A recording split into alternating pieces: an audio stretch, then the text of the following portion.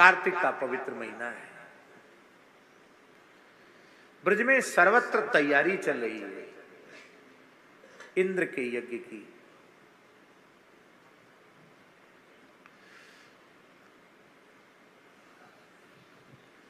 भगवान ने मैया यशोदा के पास जाए के पूछी, मैया कहाँ है रोए? सब जगह कढ़ाई चढ़ी हुई है, पकवान मिष्ठान बन रहे हैं।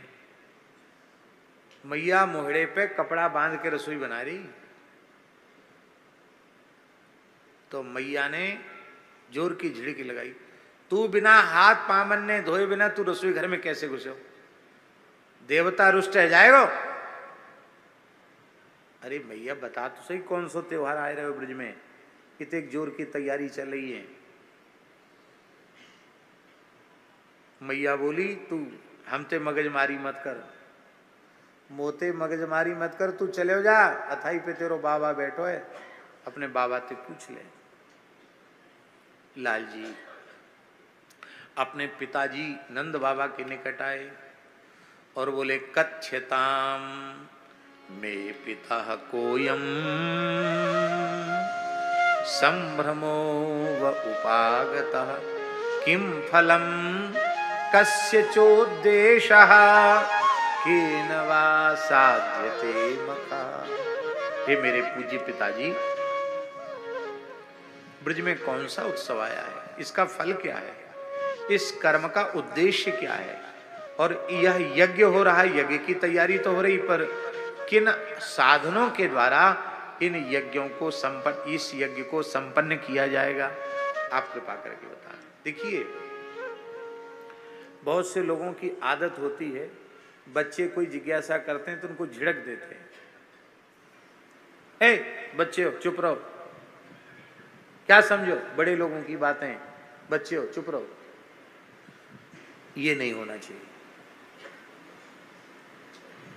बालकों को कभी भी झिड़कना नहीं चाहिए। उनकी जिज्ञासु स्वभाव होता है, वो पूछते हैं, उनको बताओ, जरूर बताओ। यहाँ बाबा ने लाल जी को फटकारा नहीं, बड़े प्रेम से बाबा समझा रहे हैं, यज्ञ की पूरी प्रक्रिया समझा रहे हैं बाबा। हाँ, धन्य है, ये शिक्षा है।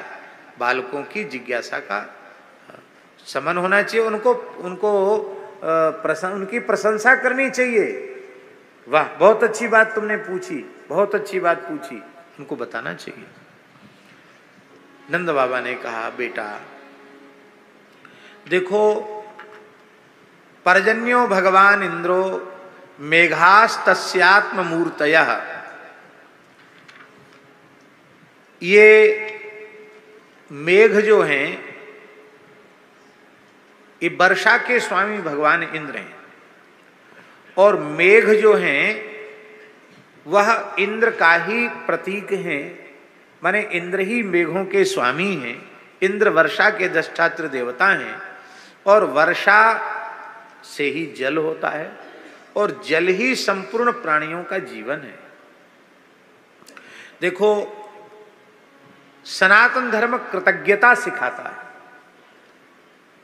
जल ही हमारा जीवन है, जल से ही खेत हरे भरे होते हैं, खेती होती है, हरियाली होती है, गायों के लिए चारा होता है, सबके लिए आहार प्राप्त होता है। जल के बिना सब सूना है, और जल का अधिष्ठात्र देवता इंद्र है। तो इंद्र ने चातुर्मास में जो वर्षा की है, आषाढ़ सावन भादो कुवार, तो कार्तिक आ गया, तो उनके प्रति हमें कृतज्ञता ज्ञापित करना, धन्यवाद ज्ञापन, आपने बहुत अच्छी वर्षा की। तो हम लोग यज्ञ करते हैं, इंद्र को संतुष्ट करते हैं। भगवान यज्ञ के विरोधी नहीं है, भगवान तो यज्ञ रक्षक हैं, यज्ञेश्वर हैं। पर इंद्र को जो अभिमान हो गया था, उसको भगवान नष्ट करना चाहते थे। और यहां नंद बाबा ने एक बात बहुत अच्छी कही। नंद बाबा कहते हैं कि देखो बालकृष्ण, ये धर्म हमारा परंपरागत धर्म है। हमारे पिताजी भी करते थे, दादाजी करते थे, परदादाजी करते थे, परंपरा से ये हमारे यहाँ परंपरा चली। हम लोग गोपालक हैं, और गाय को दाना और गाय को चारा वो बिना वर्षा के संभव है। हम लोग कृतज्ञता पूर्वक इंद्र का यजन करते हैं। ये श्लोक लिखने योग्य श्लोक है, लिखने योग्य का घर घर में लिखा देने योग्य श्लोक। य एवं विसृजेत धर्मम पारंपर्यागतम नरः कामान लोभात भयात द्वेषात सवै नाप्नोति शोभनम। अपनी मातृपितृ परंपरा से जो धर्म जो संस्कार हमें मिले हैं उनका जो व्यक्ति त्याग कर देता है, चाहे कामना से करे, लोभ से करे, भय से करे, द्वेष से करे, उसका कभी कल्याण होता नहीं है। इसलिए अपने परंपरागत व्रत, उपवास, उत्सव, संस्कार इनको कभी त्यागना नहीं चाहिए। इस समय एक ऐसी परंपरा चल पड़ी है अलग अलग पंथों में, संप्रदायों में, जहां वो कहते नहीं सब छोड़ दो। ऐसे भी लोग इस देश में इस समय हो गए हैं जो कहते किसी देवी देवता को मत मानो, सबके फोटो, सबकी मूर्ति उठा के बाहर पटक दो कचड़े के ढेर पे। ये सब कचरा तुमने इकट्ठा कर रखा है, तब क्या करें? तो जो वैदिक सनातन धर्म की परंपरा के अनुसार देवी देवताओं का पूजन है, पंचदेव पूजन है, वो तो होता नहीं, व्यक्ति पूजा है। और वे स्वयंभू लोग अपने ही फोटो के पूजा करवाते हैं। हमारा लॉकेट गले में लटका लो, बस तुमको किस लोक में कमरा रिजर्व चाहिए वहीं रिजर्वेशन करा देंगे तुम्हारा। तमाम लोग विमुख हो रहे हैं महाराज। हम आपको क्या कहें, कहने में भी बड़ा दोष लगता। उज्जैन में रहने वाला एक व्यक्ति ऐसे ही एक परंपरा में चला गया, मैं जानकर भी नाम नहीं ले रहा हूँ, जहाँ वो लोग मूर्ति पूजा और देवी देवताओं की पूजा कुछ नहीं मानते हैं, और वो प्रचारक बन गया महाराज। उज्जैन की बात है, नाई था, नापित, और बुद्धिमान भी था और पढ़ा लिखा भी था। तो ये सब शंकर जी की पूजा, गणेश जी की पूजा, देवी जी की पूजा, रामकृष्ण की पूजा, इन सब का निषेध। और छोटे लोग होते हैं ऐसे लोगों की बातों में भी आ जाते हैं। तो उसने एक समूह भी बना लिया। सत्य घटना सुना रहा हूं। किसी ने कहा महाराज हम नहीं करेंगे पूजा तो हमको पाप लगेगा। तो उसने उज्जैन क्षेत्र में ही कहीं कोई पुराना शिवालय था, शिवलिंग पर मूत्र त्याग कर दिया सबके सामने।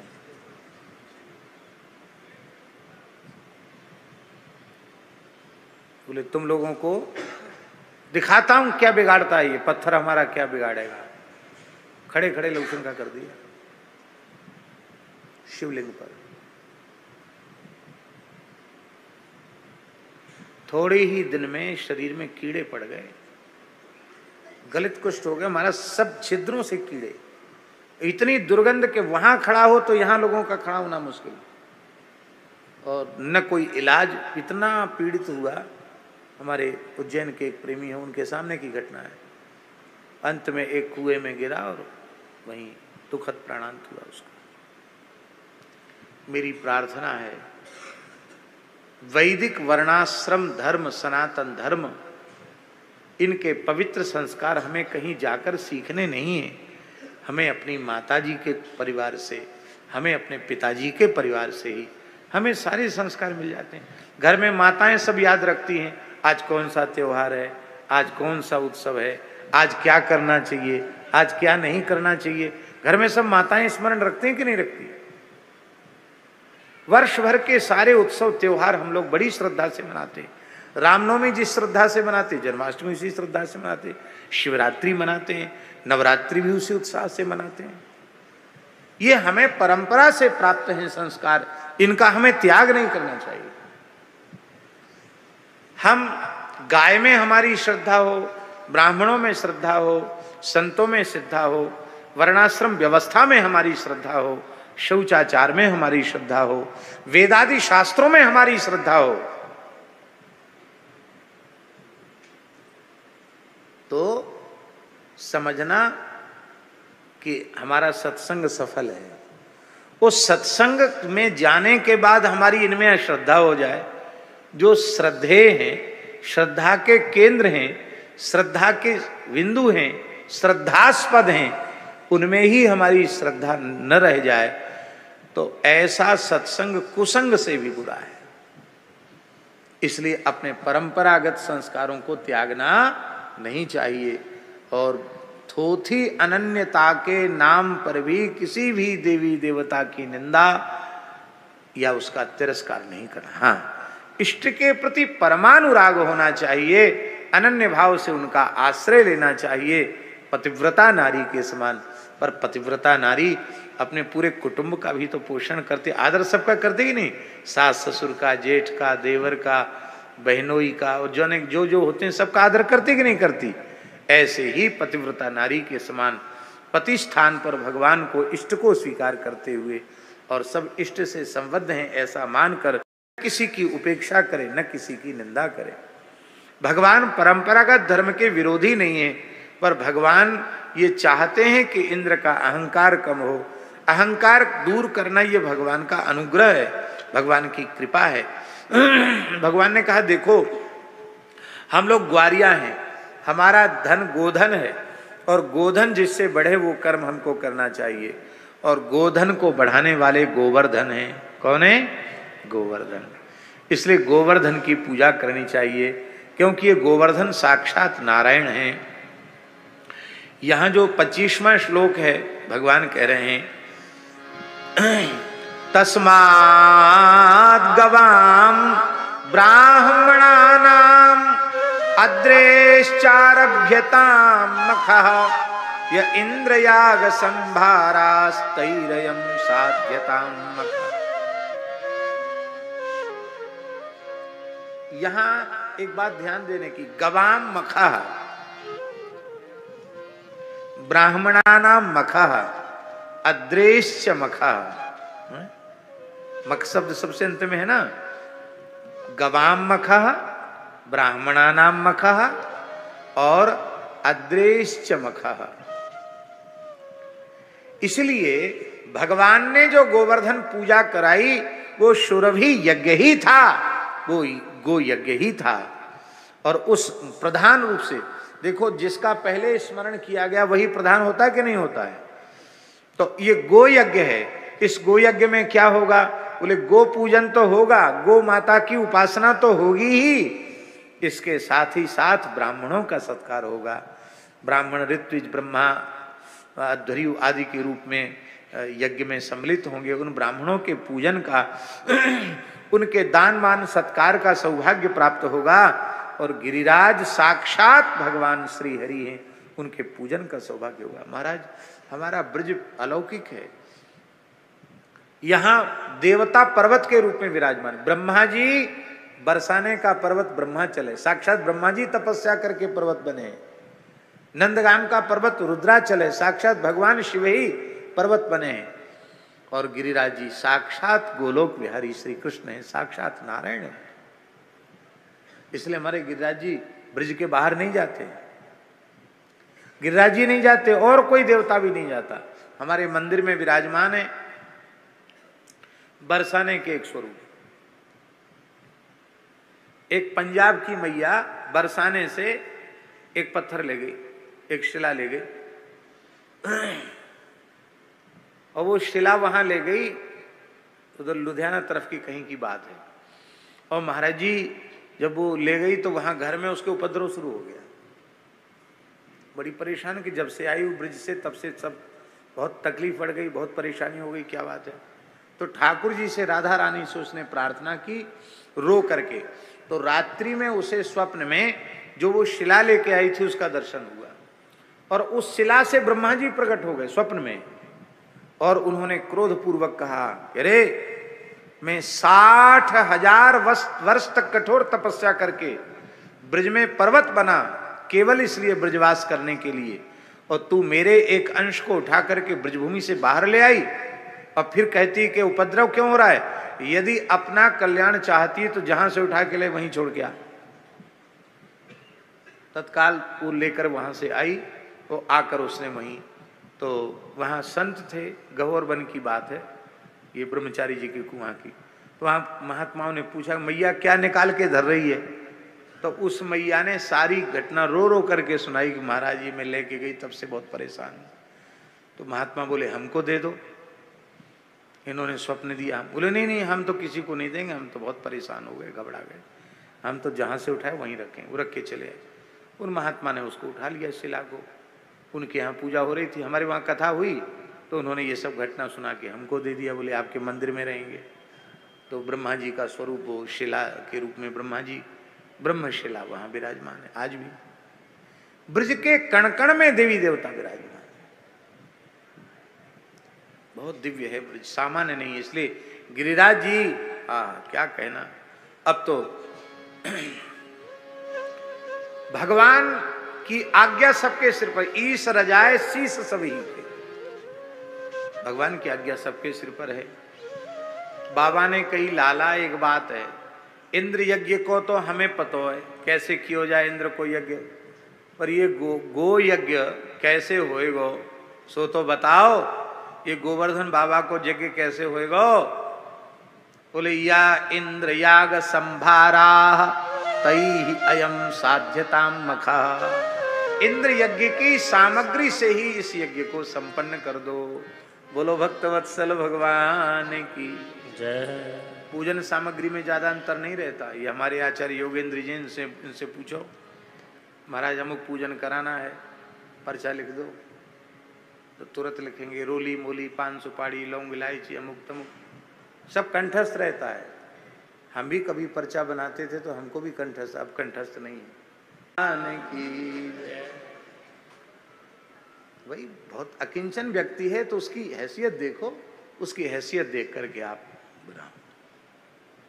लोभ नहीं होना चाहिए, बात सही है, क्योंकि लोभ का पुट होने से धर्म अधर्म हो जाता है। ये महाभारत में लिखा है, धर्म ही अधर्म बन जाता है लोभ का समावेश होने से। लोभ नहीं होना चाहिए, पर हाँ जिसकी जैसी वित्त साठ्य नहीं करना चाहिए, कंजूसी नहीं करनी चाहिए, उदारता पूर्वक करना चाहिए। बाकी यह है कि देवताओं की पूजा प्रायः सब एक जैसी ही है। पूजन के जो षोडशोपचार के पूजन के जो द्रव्य हैं वो तो एक जैसे ही हैं। तो तई ही अयम साध्यताम मखा, इंद्र यज्ञ की सामग्री ही इस यज्ञ में काम में आ जाएगी, अलग से कुछ नहीं लगाना पड़ेगा। हाँ एक बात है, क्या बोले? बात ये है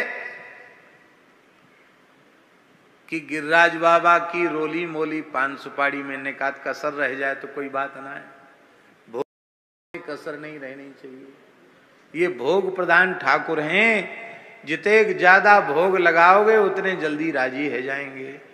आजकल तो महाराज नियम बन गया गोवर्धन में, कितने 56 भोग होते हैं, लगातार होते हैं, नित्य ही होते हैं एक तरह से।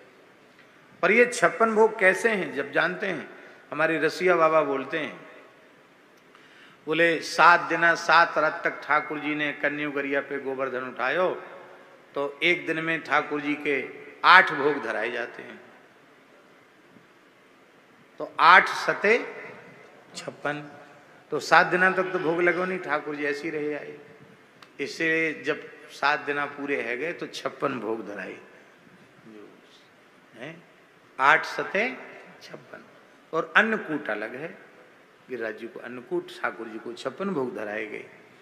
तो ये भोग प्रधान ठाकुर हैं, जितनी भोग सामग्री अर्पित करोगे उतने प्रसन्न हो जाएंगे। क्या क्या करें? बोले पच्यंताम विविधा पाका शूपांता पायसादया संया वापूप शशकुल्य सर्वदोहश्च गृह्यताम। यहाँ संख्या नहीं लिखी है बोले शंकर जी कि 56 करो कि 36 करो, लिखा पच्यंताम विविधा पाका, विविधा पाका पच्यंताम, जितने प्रकार के पकवान मिष्ठान हो सकते सब बनाओ। क्या क्या बनाए? बोले सूपांता, तरल पदार्थों में दाल तक बनाओ, और कुछ गाढ़ी खीर, सूपांता पायसादय, खीर आदि भी बनाओ, पुआ पूड़ी सब कुछ बनाओ, और दूध दही सब कुछ लेके सर्वदोहश्च गृह्यताम, सारा दूध दही आदि सामग्री लेकर के गिरिराज जी की तलहटी में चलो। जब भोग बनाने लग जाते हैं ठाकुर जी को प्रेम से, तो 56-36 की संख्या नहीं रह जाती। सैकड़ों तरह का हलवा हो सकता है, सैकड़ों तरह का लड्डू हो सकता है, थोड़ा थोड़ा बदलते चले जाओ।